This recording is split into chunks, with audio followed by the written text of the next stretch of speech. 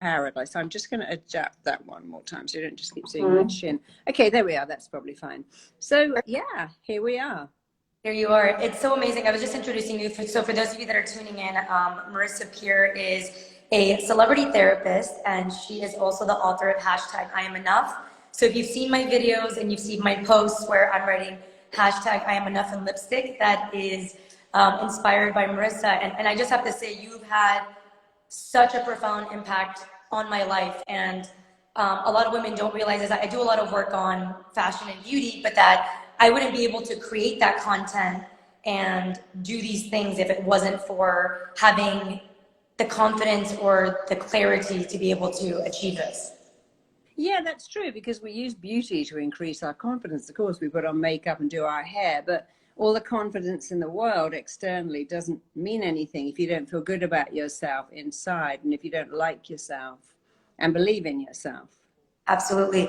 And so I've watched all of your videos, and one of the things that I see that the common message that resonates is, you've worked with models, you've worked with celebrities, you've worked with executives, and you've always said that the common underlying message is that they don't believe that they're good enough, and they lack the confidence and the feeling of worthiness. So for someone that's watching this, that's just starting their journey, what are some tips that you would give them to start loving themselves? Well, the big thing that women do, especially, men do, but women more so, is that we give someone else agency to how we feel. We look for a great guy or a great girl to make us feel worth it. We believe the right outfit, the right hair, the right stuff will make us feel good. And the minute you give someone else the power, the minute you go to someone and go, hey, could you make me feel good? Could you make me feel beautiful or sexy or smart or lovable or worthy? Sometimes I get, sure, I'd love to do that. But if you give someone else the power to make you feel good, one day when they leave, then they have the power to take it all away.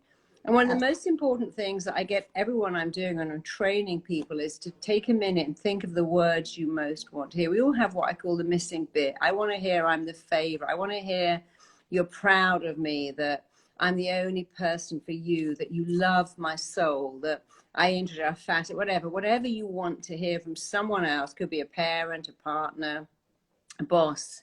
Take a minute and just say it to yourself. It sounds crazy, I know, but you see, your mind doesn't know, and it certainly doesn't care where those words come from. So take a minute going, hey, I'm so lovable, I'm warm, I'm friendly, I'm magnetic, I'm adorable, I'm funny, I'm the favorite, I'm my boss's favorite, my parents' favorite, but I'm the only girl in the world for my partner. When you say that, your mind will let it in. It doesn't matter who says it. And in fact, when someone else says it, oh, you're so great, you think, what do you want? Why are you telling me that?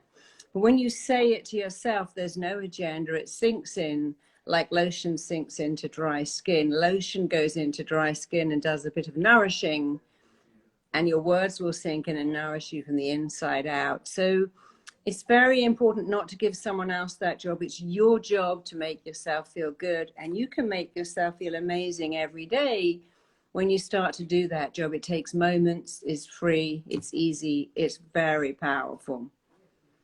I love it. And one of the examples you always give is about Marilyn Monroe. And you talk about how everybody loved and adored Marilyn, but Marilyn. Yeah. And in this day and age, with between social media and relationships, and I've been there. So for anybody watching, if you feel like, that you are lacking self-love and that you're looking for validation from other people and other things, I've been there. So you're not alone. But the example of Marilyn that I love is that you talk about how she didn't love herself, even though everyone adored her. And so in a world of social media where we're chasing likes and followers and looking for validation in different things, what is some tips that you would give to someone? Like, what are 3 tips for someone to get their power back and to validate themselves? Well, first of all, you must try I'm enough everywhere. Write it on your fridge, write it on the mirror where you clean your teeth. Everywhere. You might notice I have all these little bracelets that say I'm enough, and you need to start every day saying 4 things that I promise you will change your life. I'm enough, I matter, I'm significant, I'm lovable just the way I am. You see, people think, well, if I say I'm lovable, then I'll never go on a diet, I'll never go to a salon. That's not true. When you know you're lovable, you think, hey, I'm worth more. I deserve more than this relationship with someone who's cheating. I deserve more than not asking for my worth, and not charging enough money for my coaching, for instance. So you have to know you're enough. For the whole world to know you're enough, it has to come from you. So I would say the first thing is to tell yourself, I'm enough. Write it all over your house, tattoo it, print it on your underwear, put it on your pillow. I have it on a sleep mask. And start your day saying, I'm enough. You might think, it's not even true, but it doesn't matter. The mind learns by repetition. It lets it in. So tell yourself you're enough. Give yourself the praise you've always wanted, and do not let in destructive criticism. In a world of trolling and the media, it's so easy to get wounded by someone going, oh, you look terrible. Oh, you're not hot. Oh, you look a bit heavy. You're too old. And that never goes away. And it's very important that, you have a choice not to let that in. When you put yourself out there, if you write a book, if you're on social media, if you have a presence, someone's going to reject you. And we get very wounded by rejection, because 500 years ago, it was the thing that would kill us. 500 years ago, the thing we died of more than anything was hunger, weirdly enough. And so we still have this fear, oh my God, I'm dying of hunger. I need to eat all this candy. I know it's not healthy, but my primitive brain is scared of hunger. It's also very scared of rejection, because we used to have to live in a tribe and surviving was a numbers game. But when you sit down and think, you know what, actually nobody can reject me unless I give them my permission. This guy that's just dumped me, everything he loved in me, he hasn't packed it in his bag and taken it with his clothes. It's still there. If he loved me once that much and rang just to hear my voice, that I was the best thing in the world, that's still there. And someone else will see even better than him. But we give people the power to reject us. Oh, I want to write a book. What if it gets terrible reviews? I want to give a talk, but what if no one turns up? I want to launch a product. What if? I want to go up to that person in a bar and go, hey, you look cute. But what if they say you don't? But when you get past the fact that people can and will say mean things and do mean things, but the only person that has the power to reject you is you. And when you add that to, you don't have to let in someone else's criticism of you. They can say whatever they want. If you don't let it in, it's like if I said to you, I can't talk to you because you have green hair and I hate green hair. You'd go, what are you talking about? My hair's not green. No, it is. And I hate people with green hair. I've got a vendetta against them. You could never let that in because it's crazy. But then that's the same. Don't let anything in that you don't like. When I did an actual piece on Marilyn, someone wrote to me, said, you're disgusting. You're using her to promote yourself. I said, well, you know what? I don't think so. Marilyn put herself out there. I think she would quite like me to use her story to help other women realize that your power to feel good is in your hand. And I just decided not to correspond with this person. I tried a little bit, but, just let that go. That's what they believe. It's not what I believe. So you'll always get someone who doesn't agree with you, doesn't believe in you, but it really doesn't matter. The most important opinion in the whole world is your opinion of you. And the most important words you'll ever hear, bar none, are the words you say to yourself. So don't go, do I look okay? Did I do okay? So hey, I look amazing. I did great. And it really, really works. I love it. Especially I keep, I do a bunch of your self-love meditation videos as well, which I spent New Year's Eve, instead of going out 2020, which I had no idea 2020 was going to end up like this.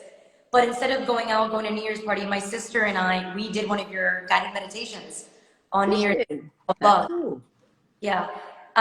Your point about the Marilyn and people always having something to say. Me, for example, a lot of people might look at my life and go, oh my God, her life is so amazing. Her life is this and that. But they don't understand that I've had this struggle and you've actually helped me with it.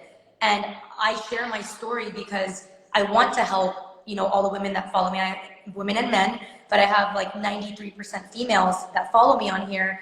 And my gift to them for their love and support is, for example, having you on here, because I know how much, I just got chills. I know how much you've helped me, and I want to give that to someone else as well. And so going into people having something to say, one of the things I love about you is that you own yourself. You are about inner beauty and outer beauty as well. You rock your Chanel, you rock your fedora hat, you look amazing. And something that people have said to me is, you can't be into outer beauty and be into inner beauty. And I don't agree with that. And I think that you have created that perfect balance. So what would you say is a good balance of having both inner beauty and outer beauty? I think it's really important to exercise every day, to drink water, to look after your skin. I think it matters that you look in and go, oh, I like what's reflected. Like, you know, we've got a cold and we go, oh my God, look at me. My skin looks terrible. My eyes are puffy. And we notice that we don't look good and then we don't feel so good. So it's a chicken and egg. I think you need to feel good inside, but I also think it's great, you know, we've all had that feeling when you've been sick and then you have a bath, you wash your hair and you think, oh, I feel so much better now because I've got myself, I put my clothes on. It's like walking around the house all day in your bathrobe. You never feel quite as good as when you put on, like, I often think I could go downstairs in a robe, but I could put on some leggings and a little t-shirt and I feel more presented. And you know, when you put on your workout clothes, you feel like working out. When I put on speaking clothes, like a silk shirt and go on stage, I feel like a speaker. If I put on some lingerie, I might feel like a sexy partner for my husband. So what we wear has a powerful effect on us, and we know that. And I think it's absolutely fine to do both. All women will tell you that when they've got their hair done, they feel great. You know, one of the reasons that Nazis shaved people's heads is because without hair, we just don't feel the same. And that isn't even humans. My aunt, when she had an Afghan hounds groomed, they would go and hide for 3 days under the bed until their hair started to come back. They didn't like it. So don't feel bad. Is it vacuous? You know, when you go on holiday, you pay more for a room with a beautiful view. We like things that look nice. It makes us feel happy. I like a house with a garden. I paid more for my house in Venice because it's on the canal, but the beauty there, every day I look at it and think, wow, that makes me feel good. And so your own beauty, which is it can make you feel good, and you shouldn't feel bad about that. You shouldn't be consumed by it. You're way more than your hair, your skin, your weight, your shape, your size, and your years. They are not you and shouldn't define you. But I absolutely think you should make the best of yourself. And I definitely think you should take care of yourself. You should eat better and hydrate and sleep better, because you got one body to last you, hopefully 100 years. So I always believe that if you do one nice thing for your body, it does so many nice things back. So drinking water, that's a great thing to do. Going to bed at a normal time, picking fruit over cake, picking nuts over chips. The body is incredibly forgiving. And if you do a few nice things for your body, it repays you in that you feel so good. Your mental health is good, your physical health is good. So it's worth it because it makes you feel good. Absolutely. And I've always said it's important to dress the part. The question is, are you doing it for yourself, or are you doing it to seek validation? Like, are you wearing that outfit because, as you said, when you wear the silk shirt that I'm wearing, you know that you get on stage. Are you doing it for you, or are you doing it because you think people will like you more if you're wearing a silk shirt? So it's about doing it for you. It's so funny you say that, because I have a company called Build a Busy Practice, and we teach coaches and therapists. Aside from, we have our own therapy, we train people in our TT, and we teach them how to be busy, because it's one thing to have a product, it's quite another to market yourself. You'd be amazed at how many therapists say, how can I get busy? I go, well, first of all, take off that cardigan. You can't turn up to do coaching in a cardigan, a raggy old cardigan with holes in it, or a slouch, or a sweatshirt, or a hoodie, because it gives the wrong message. Put on a white shirt. You're on a screen and you think it doesn't matter. It really matters. People make a decision about you in moments. And when you turn up in a meeting with combed hair that's shiny and nice, and a nice white shirt that's probably tucked in, you look so different. I never forget, years ago, I was giving a training and one of my members of staff done it. It was a hot day. It was a guy in shorts and flip-flops. I'm like, oh no, you can't come in. I mean, you can't possibly turn up at this business event. He said, it's really hot. I'm like, well, wear some linen trousers and a shirt, but you cannot come in. And he had lily white legs too. It's like, oh my God, how can he not see how that looks? I just said, just put something else on and come back. But it does make a difference, turning up to meetings in dirty old trainers and a raggedy old t-shirt and thinking, oh, well, it doesn't matter because it's about my character. It matters because it's disrespectful to the other person.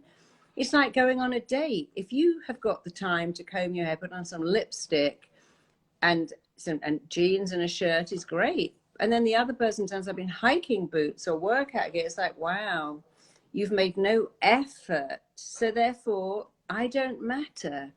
And when you make a little effort, it says to the other person, you matter to me. I've made an effort for you. That's why guys love it when we get dressed up to go out. I remember years ago, someone came to pick me and said, I love the fact you're always in the bedroom getting ready for me. I like that because it shows you care about me enough. You're getting ready for me. I was probably getting ready for me, actually, because I wanted to look nice. But don't forget, it isn't just about you. It's about showing the other person I care enough about you to make an effort. And when they don't make an effort, it's like, you know, I recently was interviewing a girl to work for us. And she turned up and it was the strangest thing. She had an amazing resume. I was really excited to meet her. I was staying in Soho House. And so she came there and she was all dressed in leather. She was like a metalhead and she had an Iron Maiden t-shirt, really tight leather jeans, leather leggings, leather boots and a leather jacket. I'm like, wow, if you're going to be my receptionist and that's how you turn up for an interview, there's something missing there. And I could never give her the job, no matter how good her resume was, because she'd missed the point that you represent. It's like when you go to school, they say that you're representing the school. So turn up looking respectful. And we've forgotten about respecting another person. We've forgotten that, you know, my father was a head teacher and he always said, you know, make everyone feel important. Imagine everyone's got a little sign on their head saying, please make me feel I matter.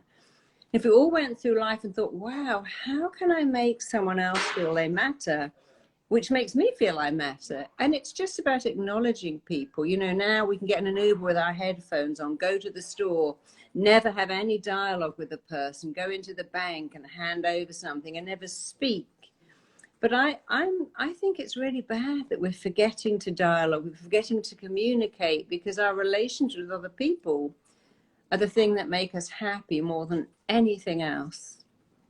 And we don't realize that subconsciously we appreciate the things that we have to work harder for. So for us ladies, when, you know, I'm going to give a stupid example, but if we're shopping, that bag that, you know, we just bought just to use daily, we just throw it around, leave it on the floor. But that bag that we saved up for, and we worked really hard to get that bag, we have the bag cover, we put it on, you know, the shelf. So subconsciously as humans, male or female, we actually appreciate the things we have to work for more too. Yeah, especially men. You know, if you're dating men, that's such a great thing, because if you just give it up to a guy in the first hour, if you have sex with them immediately, it's not that they don't like it, but they never worked for it. Men are hunters. It's very important that they work for it. They have to feel they pursued you and they wooed you. You know, my best friend, when she got married, said, hey, I had sex with my husband on the first date. And I loved that, because she was saying, don't feel that you shouldn't. But if you give everything to somebody, it isn't just in dating. If you give away stuff, if you don't value your job and you're a coach and you don't charge enough, you're in a hair salon and you do it free, you give stuff away in your business. You think, oh, they can't afford it, or I feel bad charging. People do not value anything you give away. I know that because all our graduates, when they leave, do some free sessions. But if they do too many, people have no value for what's free. It's like you go into a store, go, I like that. Look at it. Oh, it's so cheap. It can't be any good. I'm putting it back now. And that's the same. Sometimes we look at food, I think, well, it's so cheap, it can't be any good. I can't buy that. So we value what we work for. I mean, I see so many celebrities. Amy Winehouse was certainly one of them, who, because they earn so much money and don't ever feel they've worked for it, they devalue, which is what I call the self-destruction of talent. I got $80 million for sitting down and writing a few jingles. I didn't earn that. And then they get rid of it. 70% of lottery winners are dead broke in 3 years. That's an astonishing statistic, but it's because they didn't earn it. And so they don't value it. So they buy cars and they buy things for other people, and they're stunned to find, oh my God, it's all gone. How did I do that? Well, you didn't value it in the first place. You didn't earn it. You didn't work for it. It had no value, and you gave it all away. So value what you have and value yourself, and then don't give yourself. Well, don't give yourself to some idiot that isn't worthy of you. don't give yourself to a company that doesn't praise you, and don't give whatever service you're offering too cheaply, because people like you when you have enough value to go, hey, I'm worth it. I'm worth your time. You know, years ago, I just come back from Miami and I was dating a guy, and he called me and went, hey, I know you're back. I thought I'd come over tonight. I'd love to see you, but I've got to leave at 11 because I'm driving to Arndt. I'm like, you know what? No, if you don't want to see me for the whole evening and you're going to come over and then leave, it's okay. I'm going to go somewhere else. And then he called back and said, oh, I'm being very selfish. I said, yeah, you really are. And then, of course, he turned up and he didn't leave. I think he was going to leave at 10 o'clock. Because you have to have the presence. When someone says, hey, I really like you, shall I come over with a pizza? You have to say, oh, no, I did that when I was 18. I'm 38. I don't bring a pizza over. If you don't want to take me out and at least treat me like I'm worth something better, there's nothing wrong with having a pizza with friends. But on a first date, if you say, come over and I'll cook dinner for someone, you've shown them my job is to work for you, to show you. And you should never do that. You should make people work a little bit for your presence and also value what you have to offer. Because if you don't value it and you accept that behavior, they will value you even less. Absolutely. And before we get into the next question, which ties into what we just talked about, there's a lot of questions. For those of you that are just tuning in, I'm sitting with celebrity therapist and author of hashtag I Am Enough, Marisa Peer. She has changed my life in so many ways. If you're watching this, follow her, check out her content. Someone asked if you do hypnosis. She does hypnosis videos. She does guided meditations. Make sure to check out her website. And she also has courses online, which I can't even tell you how much I love you, first of all, because you're like a universe sent, God sent, whatever you want to call it. And going into what we were just talking about, so you just posted a video. It says online connection versus real connection. And yeah. The dating thing, because you know a lot of people are either working from home and it's a difficult time with dating, because I mean I don't quite understand the whole online dating thing. I've tried it out before, but it's just you swipe left, you swipe right. It's kind of taken away the human connection, which I think is a vital part of like relationships. So what are some tips that you would give to the girls that are watching and guys to navigate through this dating scene with this whole, you know, online type world where it's yeah. Well, an online connection is not a real connection. It's all lovely. You come home, someone's online and you talk to them and it's exciting, but it's not real. So if you're having an online conversation with them, you need to move to a telephone conversation, certainly by the fourth time you connect. If that person says, oh, I don't do the call, I just do Insta, I just do texting, then there's something wrong, because you need to hear someone's voice. You can hear a huge amount by someone's voice. So after 4 ways of communicating, if you've spoken 4 times over 4 different days, now you need to move to a phone call. And then after the phone call, you should definitely move to a screen phone call so you can see who that person is. Because again, you don't even know who you don't know who you're talking to. Are they really what they say they are? Often you see someone on the screen and went, oh, I thought you were so different. And then you must meet. I always, when people say to me, I've been dating this person for 3 years, we've never met. I met a guy, a therapist recently, said, oh, I've got an English girlfriend. She's a bit like you. And she's also, and so he told me he'd been seeing her for 3 years. They'd never met. A year later, he came to my event. I said, have you met that girl yet? He said, no. I said, honestly, that's not a relationship. I mean, he said, we speak on the phone for 4 hours. I'm like, then get on a plane. He said, but she's so busy. I'm so busy. That's not a relationship. A relationship is seeing someone, making them from priority. And it's very easy to get swept into the texting. And I know my daughter's generation, they don't speak on the phone. They text all the time. But when people say, I never speak to my partner, we just text, I've never met this person. No. Somebody should really, really want to see you, to hold your hand, to look into your eyes, to touch your hair, to do all the things you do when you're crazy, and to touch your arm, to hold your hand, and to share an event. People say, well, we do that. We watch the same movie on screen time, and then we talk about it afterwards. No. And you know how you know that doesn't work? Imagine if you had a baby. You go, well, I speak to my baby on the screen. I read my baby story. They're with a nanny all day, but I'm on the screen. I talk to them. I go, hello, I love you. Let me read you. So people say that's terrible. Your baby needs you to hold it and wrap your arms around it. And I've spoken to many fathers who say, oh, I don't really see my kids, but I read them a story every Saturday night on the screen. I'm like, that's such a cop-out. It's okay if you're on the other side of the world, but you need to go and physically be with your child and take them out. And none of us would say, I'm having a quality relationship, not quantity, about children. And don't do it yourself. You have to see that person in the flesh. Otherwise, you're going to say, hey, we spoke for 3 years. I'm out. I thought, oh, no, I don't like you. And now you've wasted all that 3 years. So you have to move on to a conversation, a FaceTime conversation as a physical meeting. And if you haven't done that within 3 months, move on. There's so many people that would like you. So many people want a real person. A screen person's not a real person. It's like having 500 Facebook friends, but no one to turn up when you're sick and go, hey, I bought you some food. I bought you some medicine. I've come over with some movies to cheer you up. You know, if people aren't physically in your life, they may be lovely friends, but you know, that's not the same. You can't compare that, having someone turn up to hold your hand or prop you up. I agree, and I think the problem is, you know, just from the females I've talked to, is that they think that it's a form of rejection, so they want to keep wanting their validation. Mm-hmm. Them not taking the steps to actually pick up the phone and call you and be chivalrous has nothing to do with you. It's a representation of them. It doesn't make your value any less. So I think the problem is, as you've always said, is everything goes back to feeling enough. Because if you felt, you would say, I deserve better than a guy that's going to just send me text messages or string me along.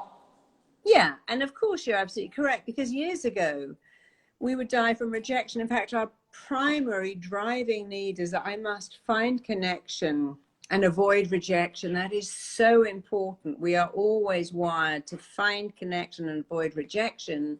That's how we survive. But if a guy won't even pick up the phone, he's already rejecting you.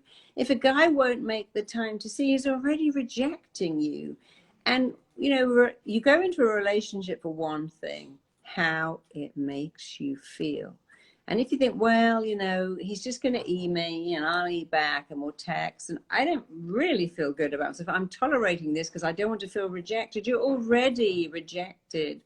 There are millions of guys that want a great relationship, someone to cuddle up with at night, wake up in the morning to. You know, the best thing about a relationship, I always find, is someone to come home to. When I get off a plane, my husband is there waiting. He'd never go just get an Uber. He will pick me up anywhere in the world. And I wake up to him, I go to sleep with him. And having someone that's got your back, that says, you know, when he says to me, darling, you leave that to me, I'll deal with the builder, I'll deal with this difficult person. That to me is like foreplay. It's like, oh, you're going to deal with that? He's got my back, I've got his. And that's what a relationship is. It's how a relationship makes you feel. And a relationship is about giving, but receiving. And many women just be the giver. They give so much. But if you're giving and not receiving, that you have no balance. You have to give and receive equally. Absolutely. One of my favorite quotes, and it kind of ties into what you just said, is I read it somewhere. It says, you can be the entire package, but get delivered to the wrong address. And because it's delivered to the wrong address, they don't know how to handle you. Yeah, so of course. With you, it's them. And maybe you're a 100-gallon person, and the person you're with can only give you a pint. Maybe they're married or busy or building a career all over the world, and they can't give you very much. So you want to find someone that can give you what you need. And, you know, putting up with a selfish person, I was telling my daughter that. I said, darling, you know, the guy you're with is really selfish. I know you're making us, but what about when he's a dad? You're now going to have a selfish dad for your kids who's always busy, never there, and you might tolerate it, but you're going to damage your own babies by picking a father who is selfish. And for her, that made the penny drop. She went, yeah, I can tolerate a selfish boyfriend, but I'm not going to have children with a cold, selfish dad. And she moved on, and now she's with someone amazing who is not selfish at all. So, you know, we forget when we look at someone, the qualities. Okay, what qualities do you want to share your life with? You know, if you're looking for someone, a six-pack, a great butt, fantastic in bed. That's all lovely. But is that what you're going to spend your life with? You know, we forget that the things that make a relationship endure are kindness, humor, someone who's interesting. You know, you could have a hot body. I work with so many clients, by the way, who are models, and they're very often alone because their partners find them too perfect. They go, oh, you know, I just want someone who's not so perfect. But you have to look at the qualities long term. I remember years ago, I had a boyfriend for quite a long time, and he was so successful. One of my friends says, and she said, you know, you must remember successful people like him, they're often ruthless. Not always, of course, because I'm successful, but in his business, what took him to the top was ruthlessness. He could switch off. He could just shut himself away. And of course, that included switching off. I mean, not calling. Oh, I'll call you. No, I can't call you. I'm busy for 3 weeks. I'm juggling all these different companies. And I thought, wow, I forgot to see the ruthless side of him. And I didn't want to marry someone ruthless. And I moved on, and I'm really glad I did. I mean, if you want to have an affair, wild sex, fine. But if you're looking for a partner, someone to share your life with, then something you need to look at is how well does the conversation go backwards and forwards? Are your needs met as well as theirs? Would this person make a great father? Would they make a great companion? Do they factor you in? Do they put you first? Because being put first is such an aphrodisiac. Someone who says, you are the most important person in my life, and I'm going to show you that. That's so much nicer than, well, yeah, I care about you, but I'm busy. I've got my job and my friends and the game and the gym. And you know, if you're not first, find someone who'll make you first, because there's nothing better than knowing that you are the most important person in someone's world. And if they say, well, I can't get you that medicine because I've got to work out. Yeah, I'd love to come and see you. I know you're not well, but I have to go to the gym. Move on. There's so many great people you can be with. What's really interesting that people do is that people don't understand that our brains are wired to go back to what's familiar. We are deeply reassured by what's familiar, and we don't like what's unfamiliar. If you see a 2-year-old kid, they go, I don't want to eat that. It's got a lump in it. It's not the right color. At just the age when a 2-year-old could pick their own berries and find they won't eat anything they don't already know. And 500 years later, they won't eat yogurt or cereal because it's not the one they know. But that's to keep us safe. And so sometimes when we meet someone who go, oh, you're cold and distant, you remind me of my dad. I know you, I recognize you, but we don't think, we just think, I met this guy and we just clicked. I felt like I'd known him all my life. That's because it's your dad.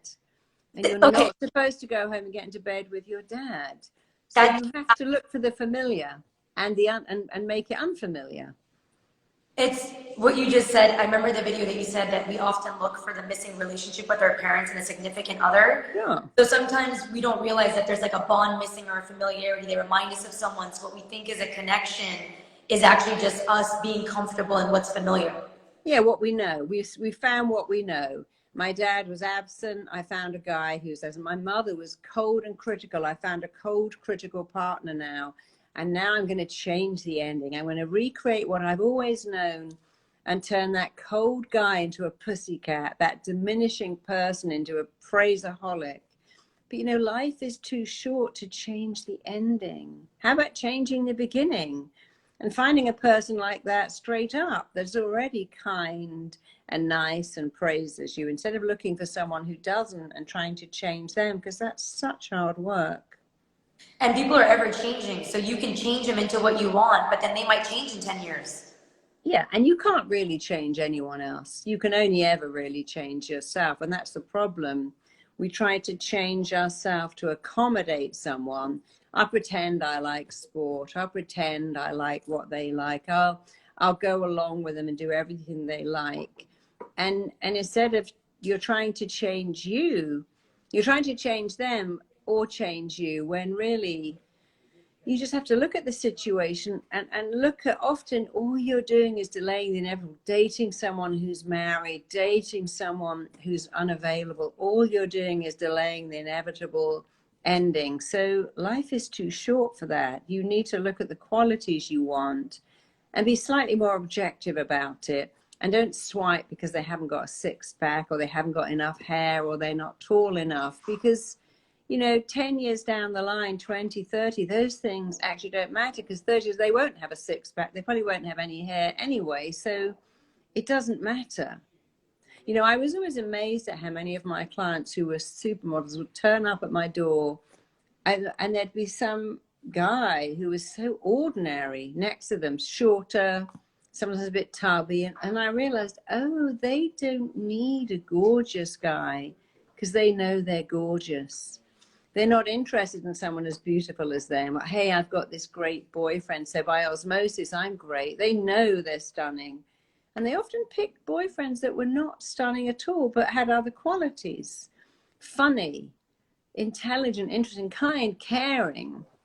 And I loved that because because they didn't need the looks, they looked for the stuff that was so much more important to them.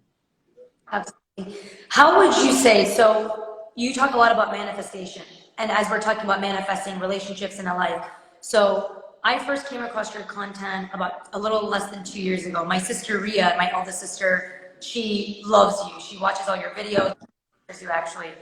And it was so weird. I looked at the screen and I looked at my siblings and I said, I'm going to interview Marissa one day. And it was the weirdest thing. It's like I knew it. Like I felt that feeling that you and I would be sitting here. I mean, I wish it was in person, because I was actually, thanks to Master Sri Akashna who connected us, I was supposed to be the interviewer that day that you guys did the panel interview. And I remember just having this feeling, and that's reminds me of like manifesting this meeting. So what is something that you would, or what are some tips you would give to people to manifest the life that they want, the relationship? You see, manifesting, it's interesting because I think we've got very confused and think all we have to do is go, okay, I'm going to manifest this great guy. I'm going to manifest this great job. I'm going to manifest this great body. It's not actually quite like that. First of all, think about what you want. Get a very clear vision of what you want. I love making vision boards or vision books. Print it, put it there, look at it, write all over it. What I want wants me. What I am moving towards is moving towards me. That is the first step, but it's only the first step. So you want something. Okay.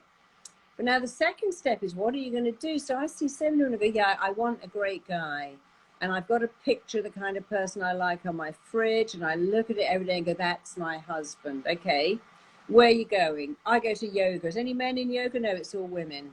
Where I go to women's groups and we read books together, and then I hang out with my girlfriends. No, now you've got to put yourself right in front of the kind of guy you want to meet. So forget the yoga. You've got to go in the weights room, even if you don't want to lift weights. You've got to go where men are. If you believe you are lovable, and you have an idea of that, and you put yourself right in front of the kind of person you want a relation with, you'll probably go home with one.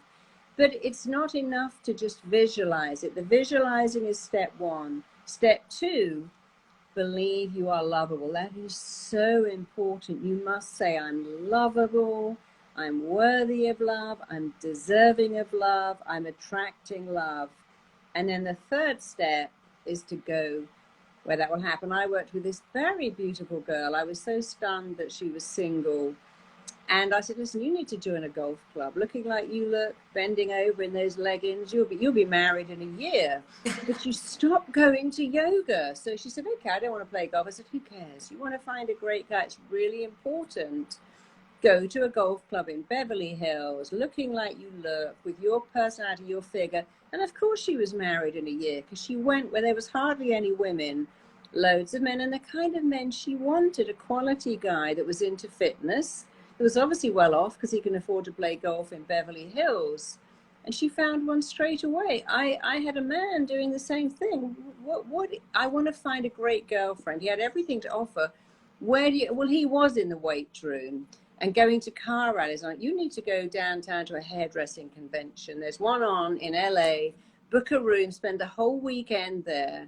And of course he met someone, because you have to be objective. If I want a job, I don't sit there and go, I'm going to manifest it. I'll stay on the sofa watching Desperate Housewives and it will turn up.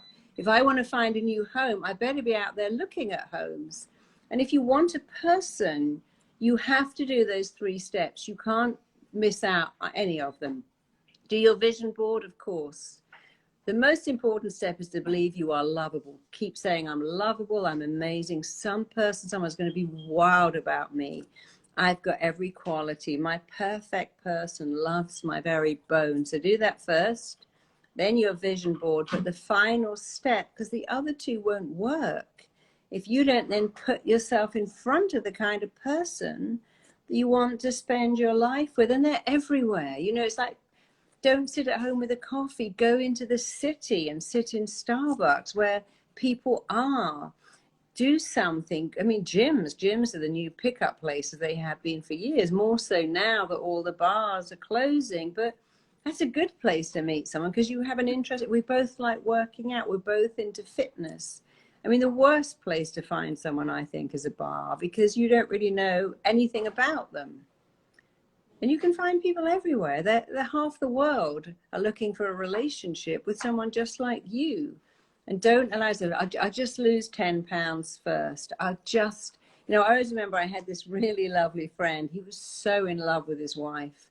He suggested I was walking behind her and her legs, he said her thighs were together. It was the sexiest thing I'd ever seen in my life. They were kind of rubbing together and it was so hot. So I had to go up and talk to her. And they're married, and she didn't have a thigh gap. She had quite the opposite, but he found that really sexy.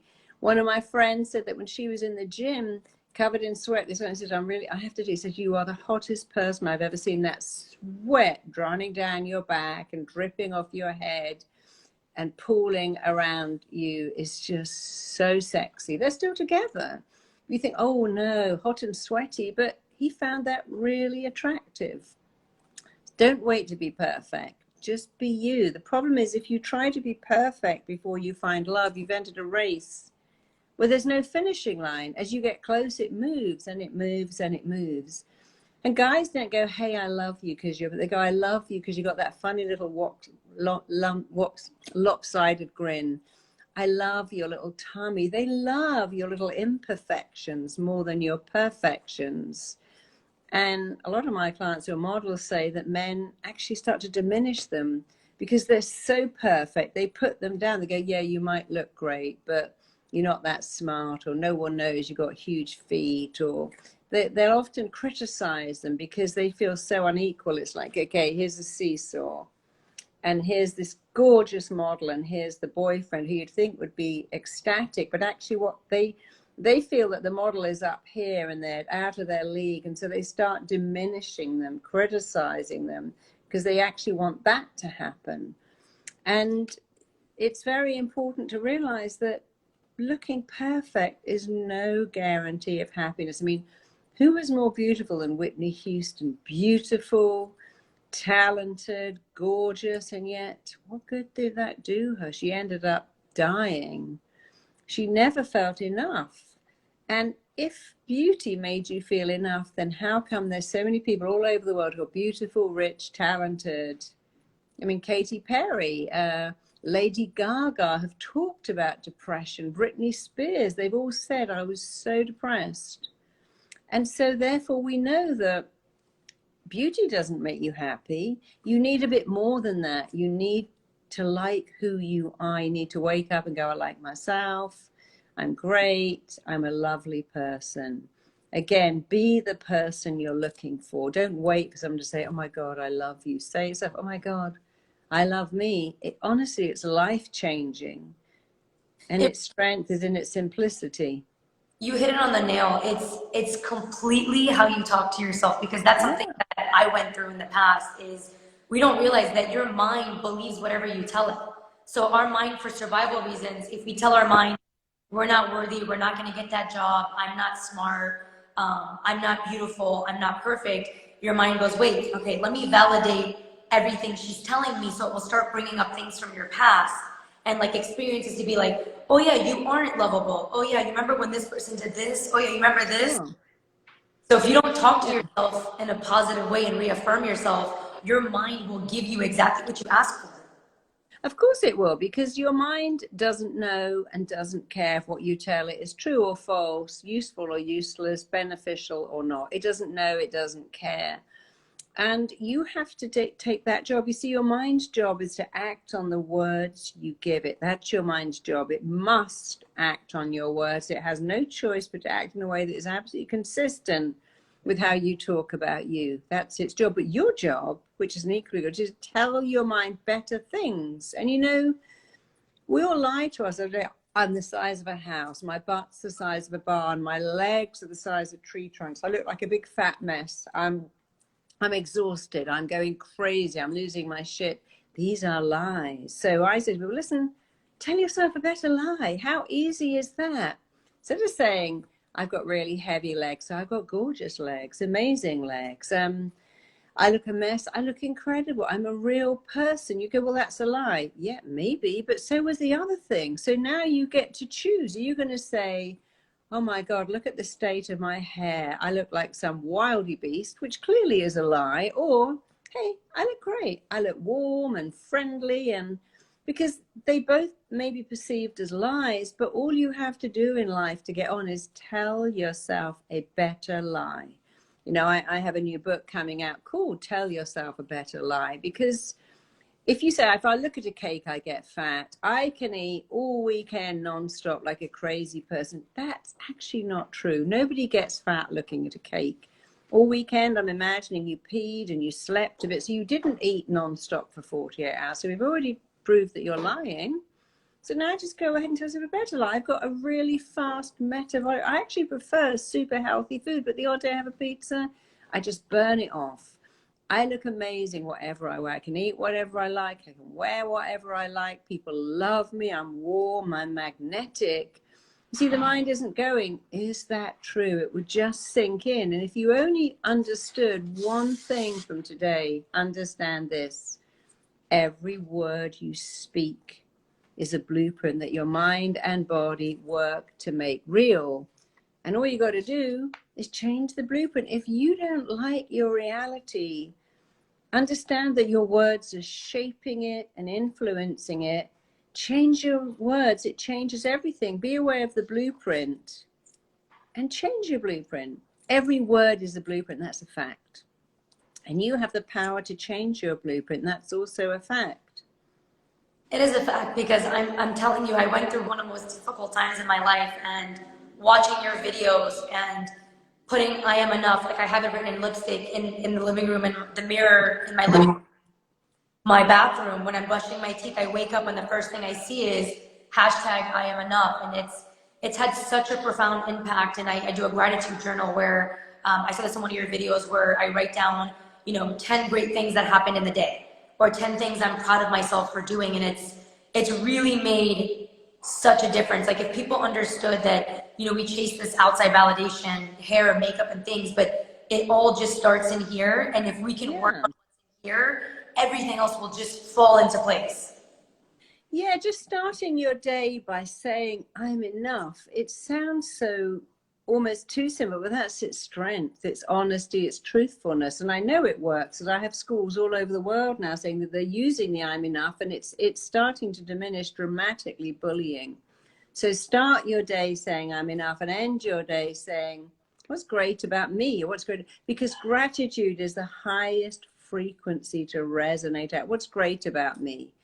Before you start going, oh, my legs are a bit fat and my stomach's a bit heavy, realize that you've got a complete body, and that's an amazing thing. And it sounds very Pollyanna to be grateful, but when you start to love your body, it becomes so much more lovable. When you hate it, reject it, and punish it, it has to turn into what you're hating, rejecting, punishing. When you love it, it starts to turn into what you love. Wow, I'm saying I love my body. My shape is changing. My skin is changing. I've had whole clients completely change their body shape just from saying, I love my body. Thanks for giving me a great body. I'm so lucky I got this great body, because it's the blueprint now that you're working towards. I hate my body. I'm going to punish it and make it suffer at the gym and starve it. Now that's the blueprint too. So love it. And when you love it, you'll find so many other people that love it too, because Men don't see what you are. They see what, if you start to go, oh, you know, I'm a bit heavy and this like muffin top and I don't really have big breasts. They see that. If you don't tell them, I mean, they're going to go, oh my God, my wife is so gorgeous. And there's this very ordinary looking woman who says to him every day, you're so lucky to have me. You'll never find anyone else. They believe it. So be what you want to be, state it, own it, say it. Do not say the opposite. And remember that, you know, this isn't even hard work, because all you're doing is reactivating what you were born with. All children believe they're amazing. No 2-year-old goes, oh, I've got secondhand clothes, I've got triple knees, you know, my hair's got peanut butter in it. They don't. They think they're the most gorgeous thing on the planet. So you started from that. You know, no baby says, I mustn't cry, I'm not really deserving of attention, I mustn't ask for stuff. So you came onto the planet knowing that you were worth it and you're enough. And getting that back is actually very easy and incredibly life-changing. And speaking of life-changing, thank you so much for joining me today. You have, as I've said, absolutely changed my life, and I wanted to give that gift to every one of my followers. And for those of you that are asking, I will be uploading this entire interview to IGTV, so you can watch it if you caught us in the middle. And I can't even tell you enough to check out her content. She has videos on YouTube. She creates content on Instagram, so make sure to follow her. Check out her programs. If you're ready to start a new life, and as she said, create a new blueprint for yourself, this is the way to go, because I was in a dark place once upon a time, and Marissa helped me through it. So I guess while I'm being grateful, I should be grateful to my sister Ria, who first introduced me to your content. So I want to thank you from the bottom of my heart for being such an amazing human, so incredibly inspiring, and helping millions and millions of people around the world. Well, it's my pleasure. And talking about gifts, if you go to marisapeer.com, we have tons of gifts. We have audios for wealth wiring, love wiring, health wiring. They're all totally free. We don't ask for your credit card, but we love giving away all these different downloads. So go to marisapeer.com, take whatever you want. And if you want to know how to do what I do and train in RTT, go to rtt.com. Definitely. So make sure you guys check it out. Marissa, I'd love to have you back on here whenever you're free now. Well, I'd love to come back. Sure. And since we're both in LA, we can do it live. I would love that. Yeah, okay, well, perfect. Then we'll set that up. Los Angeles, even though I wish you would have come at a better time. It's a little bit crazy here right now with everything going on, but. I know. But we'll do one live. We'll do one live face-to-face very soon. Perfect. And thank you lots of love. And remember, you guys are amazing. You are lovable. You are enough. And we will be uploading this video onto IGTV. Thank you so much, Marissa. Once again, thank you. You're welcome. Thank you too. Bye.